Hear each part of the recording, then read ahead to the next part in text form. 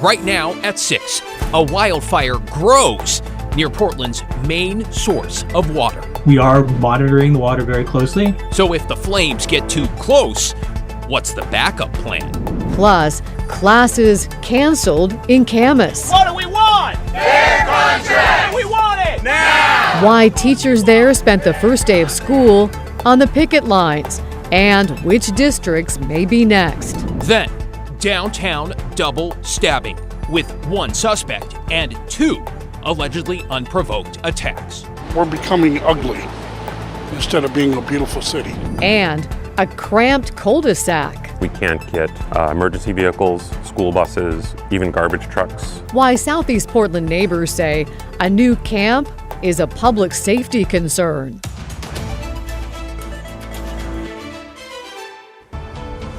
Good evening, everyone. We begin with firefighters and water officials all keeping a watchful eye on a growing wildfire in Clackamas County. Thanks for joining us. I'm David Molko. And I'm Laurel Porter. The Camp Creek fire was sparked by lightning last Thursday night, quickly growing to 1,600 acres just a few miles east of Bull Run Reservoir. Here's a time-lapse video from an alert wildfire camera this afternoon. And as you can see, conditions have been wet at times today, which is good news. But the fire is still 0% contained, as more than 200 personnel are now attacking it on the ground and from the air. Well, so far there have been no evacuation notices, though that could change if it spreads south of National Forest Road 14. If that happens, level 1 Be Ready advisories would be issued for the shaded areas in gray on the map here that is north of the Sandy River. Meanwhile, we're sitting at 71 degrees or so in the Rose City on this Monday. And you know what? The cooler weather, the cloud cover, a huge change from where we have been in the 80s and 90s. Ashley Grams is here with more on how it could help the firefighting efforts. Ashley, this has got to be welcome news. Definitely. We're going to see a lot of help from this rain, but let's talk about some smoke. This has been a little bit of a pain on our side, especially if you're in the gorge, if you're in the Dalles area. You've been seeing some smoke from this Camp Creek fire. Here's what we're looking at right now. As always, that purple, that red, definitely something that you don't want to see. But let's move forward in this smoke forecast right now, and you can just see how far that's going to push out. And what I want to point out right here is a clearing. I don't think we've seen a clearing like this in quite some time. We've had haze sticking around for at least the past week or so from eastern Washington fires, from Canadian fires, from southern Oregon fires, and we're going to finally start to see this move out and give us room to breathe. So you can see by the time we get to Wednesday, this cloud cover, this rain really helping us. And so Laurel's saying we're going to see some scattered showers for a while. That is true. We could see those showers all the way through Friday, and we could also see these cooler temperatures until then as well. We'll talk about how much rain we're going to get coming up. Thank you, Ashley. Didn't know we'd be talking about rain so soon. Well, it sounds like weather conditions may be helping, of course, when it comes to that fire burning near Portland's primary water supply. You can certainly understand why some folks might still feel a little bit unnerved. Environmental reporter Cale Williams asked the city's water quality managers about what's being done to protect your drinking water. Our water is and continues to be safe to drink. That's Scott Bradway, water quality manager with the Portland Water Bureau. And he said that despite the Camp Creek fire's proximity to Bull Run, there's nothing to worry about, at least for now. The fire is still about a mile and a half or so from Reservoir 2, and I believe just over 3 miles from our Headworks facility. The Headworks are the initial treatment facility up in Bull Run. That's where our drinking water actually enters the system before it makes its way to our taps. And it's an important facility.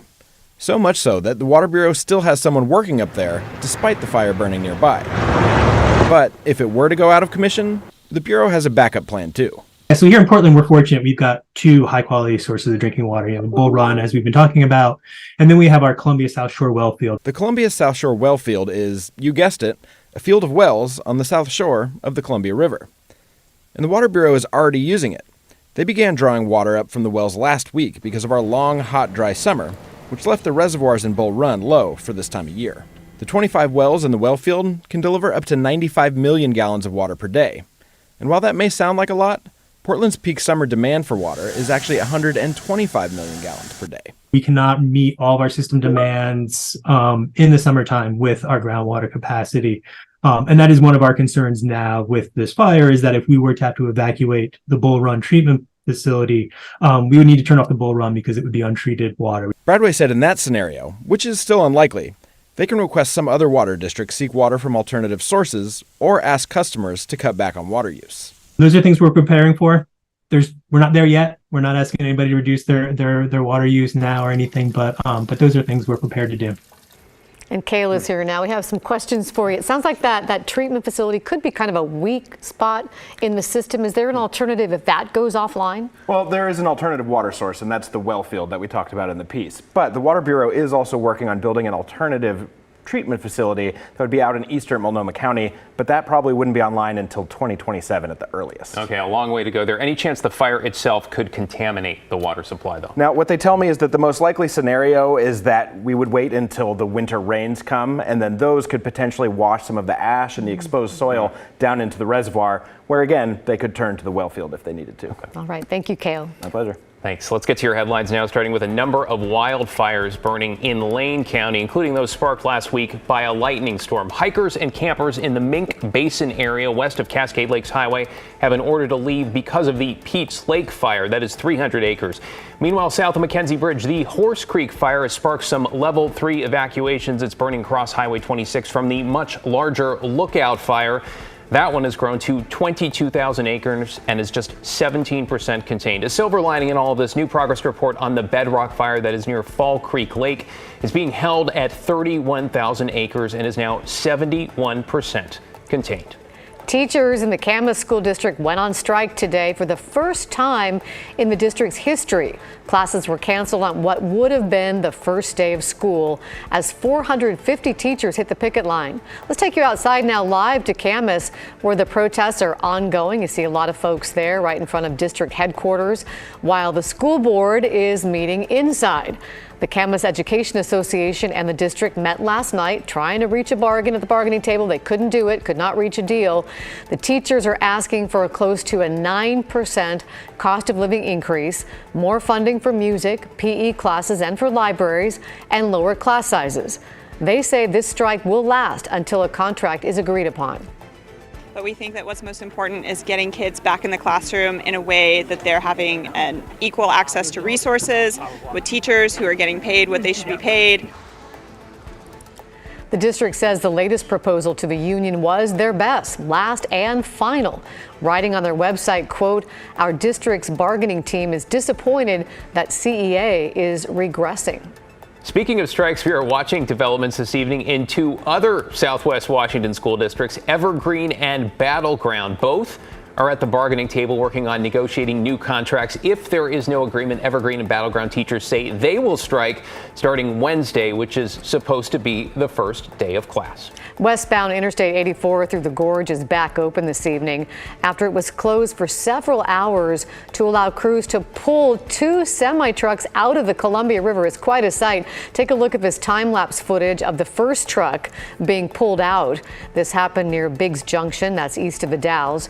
One of the trucks crashed Friday after hitting an abandoned car that was on the freeway shoulder, and the other happened Saturday after investigators say the driver likely fell asleep behind the wheel. Amazingly and fortunately, no one was hurt. Step to your right. Keep stepping. Keep stepping. Well, that is video from the arrest of a 19-year-old. Police say shot and killed another man in North Portland. This was around 1:20 this morning near North Vancouver and Webster. Police have identified the suspect as Isaac Henderson. He now faces a second-degree murder charge. They also arrested a woman who has since been released. The shooting is Portland's 53rd reported homicide this year. Random and unprovoked. That is how detectives are describing a pair of stabbings in downtown Portland over the weekend that left 2 people badly hurt. Well, let's bring in Mike Benner now. Mike, it sounds like both of the victims here will survive. What do we know about the suspect?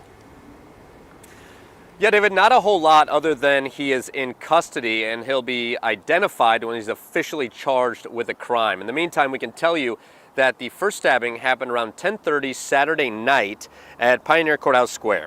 Officers raced to the scene and found a man with what they're calling a slash to the neck. He was rushed to the hospital and he's expected to survive. That, of course, good news.